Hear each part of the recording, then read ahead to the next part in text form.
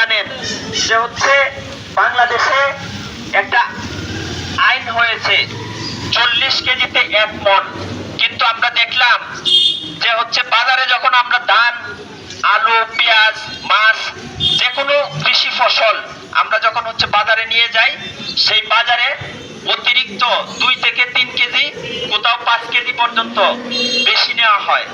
তাহলে এই যে বেশি নেওয়া হয়, এইটাকে একটা সুন্দর নাম দেওয়া হয়েছে ডলক। আমাদের এলাকায় বলা হয় ডলক, জাতীয় শব্দ হচ্ছে দলতা।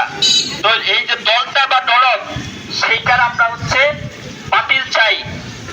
এখানে সরকার প্রজ্ঞাপন জারি করে সরকারিভাবে সেটা বাতিল করেছে, কিন্তু এটার মাঠে বাস্তবায়ন নাই।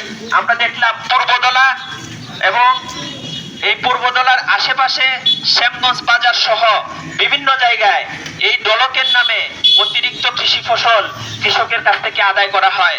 ফলে কৃষক এই জায়গায় ঠকছে এবং এর সাথে যে সরকারি যে দাম নির্ধারণ করা হয়েছে 1440 টাকা ধানের দাম, শুকনা ধানের দাম, কিন্তু কৃষক সেই শুকনা ধান এখন 1100 টাকায় বিক্রি করছে। সিজনের সময়টাতে তারা হচ্ছে 7 থেকে 800 টাকায় বিক্রি করছে।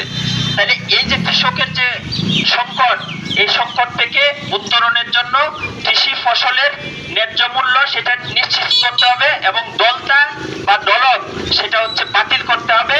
বাতিল করে যে প্রজ্ঞাপন জারি হয়েছে সেই প্রজ্ঞাপনকে বাস্তবায়ন করতে হবে। এই দাবিতে আজকে আমরা হচ্ছে স্মারকলিপি দিয়েছি। এর সাথে আরেকটা কথা আমরা বলতে চাই যে আমাদের এই সময়ে সামনে হচ্ছে আমন ধানের রোপণ করা হবে।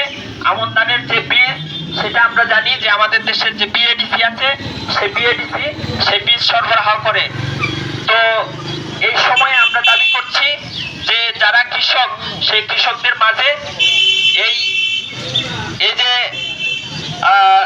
আমন ধানের যে বীজ, সেই বীজ হচ্ছে দিতে হবে, যাতে হচ্ছে কৃষকরা এই বীজগুলো নিয়ে বিনামূল্যে কৃষকদেরকে এই বীজ ধান সেটা সরবরাহ করতে হবে বিএডিসির মাধ্যমে। এই দাবিটা আমরা করছি।